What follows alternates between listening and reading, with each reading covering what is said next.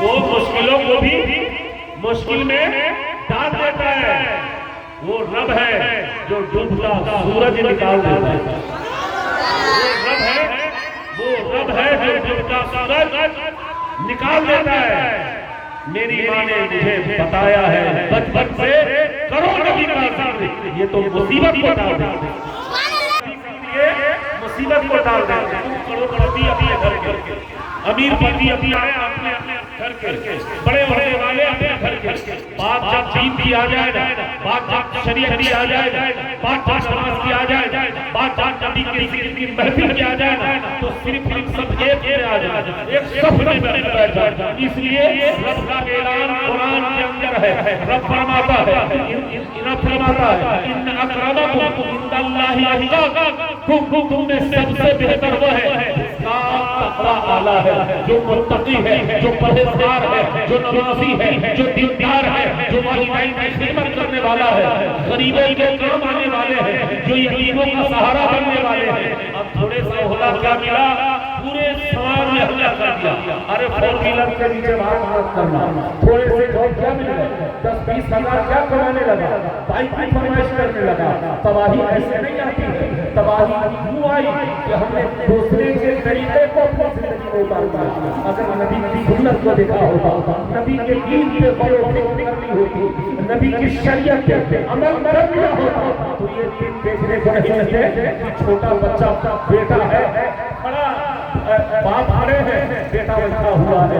یہ تہذیب ادب کے خلاف ہے۔ آج معاشرے کے اندر جو صرف گندگی ہے، اس وجہ سے جہالت بڑھتی ہی جا رہی ہے۔ اس کی وجہ ہم نے قرآن پڑھنا چھوڑ دیا ہے، ہم علماء کے قریب رہ کے اپنی زندگی کو گزارنا چھوڑ دیا ہے، ہم نماز کی پابندی نہیں کرتے، ہم سچ بولنے کے عادی نہیں ہیں، ہم تو موبائل فون میں 24 گھنٹے میں نہ جانے کتنے لوگوں کو دھوکہ دیتے ہیں۔ تو پھر تباہی کے دہانے پہ ہم ہی تو کون تباہ ہوگا؟ ہم بے وضو محفل میں آ کے بیٹھتے ہیں، بلا ٹوپی محفل میں آ جاتے ہیں، اور ہم سمجھتے ہیں کہ مولوی صاحب کچھ باتیں انہیں سنا نہ سنا، صلاۃ و سلام انہیں کھانا ہوگی۔ آپ کو پتا ہے اس محفل کے بارے میں محبوب کائنات فرماتے ہیں اگر بندہ ایمان پاکی کے ساتھ آتا ہے، اخلاص نیت کے ساتھ آتا ہے، اگر اس کے دل میں آرزو ہو، اس کے دل میں تمنا ہو، جس نیت سے آیا کہ رب میں پاک محفل میں جا رہا ہوں، رب تیرے محبوب کی زندگی محفل میں جا رہا ہوں، میں گناہگار ہوں مگر محفل میں جا رہا ہوں، اللہ مجھے گناہوں سے پاک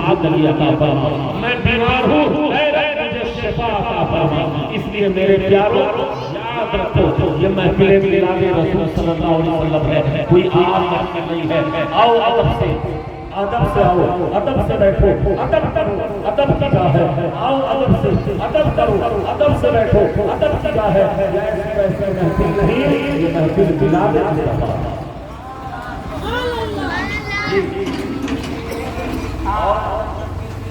آپ کو پتا ہے کہ یہ محفل بالخصوص نسبت ہے نکاح سے۔ کل اسی اسٹیج اسی پنڈال میں محبوب کائنات صلی اللہ علیہ وسلم کی عظیم سنتوں پر عمل کیا گیا۔ معلوم اس لیے جب بات اچھی ہو تو غور و فکر سے سنا کریں۔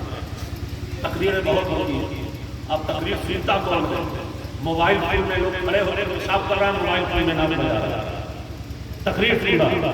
اس کی وجہ صرف اور صرف رسم باقی ہے، قلبی آسان ہے، قلب کے اندر محبت رسول نہیں ہے، فکر کے اندر خدا کا خوف نہیں ہے۔ اس وجہ سے آج ہمارے سماج میں تباہی ہے، ایک دوسرے کا احترام، ایک دوسرے کی عزت نہیں ہے، ماں کا مقام نہیں سمجھ پا رہے ہیں، والد کا مقام نہیں سمجھ پا رہے ہیں، اپنے بڑوں کے ساتھ ہمیں کیسے پیش آنا چاہیے نہیں سمجھ پا رہے ہیں۔ آپ داڑھی بنوا رہے ہیں، موچھ بھی بنوا رہے ہیں، آپ کا بیٹا دیکھ رہا ہے، آپ کا بیٹا بھی اسی نقشے قدم پہ داڑھی نہیں ہونے دے رہا، موچھ نہیں ہونے دے رہا، پھر آپ کا بیٹا وہی طریقے۔ تو بتاؤ نا، اگر آپ نمازی ہوتے، آپ چہرے پہ داڑھی رکھتے، آپ کا بیٹا رکھتا، 5 وقت مسجد جاتے، وہ دیکھ کر آپ کے نقشے قدم پہ عمل کرتا، تو آنے والی نسلیں عشق مصطفیٰ میں مچلیں۔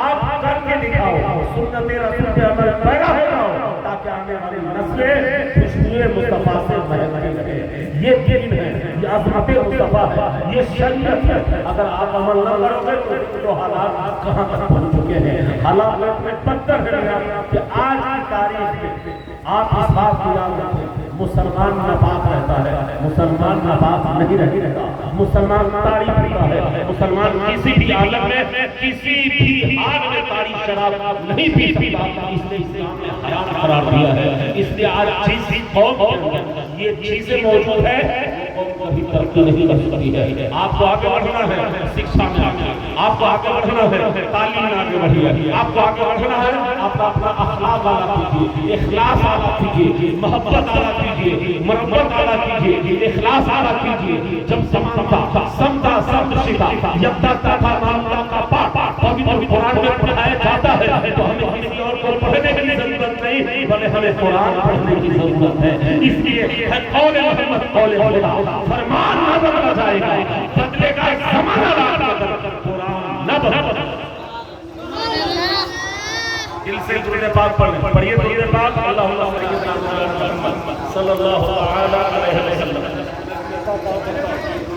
وقت بہت انمول شے اللہ نے عطا فرمائی، یہ زندگی بہت مختصر ہے، اس زندگی کو لاجواب بنانے کے لیے آپ اللہ اس کے رسول کا خوب بندہ سب ہے، جو رب کو مانے وہ بھی بندہ، جو رب کو نہ مانے وہ بھی بندہ۔ بات سمجھ میں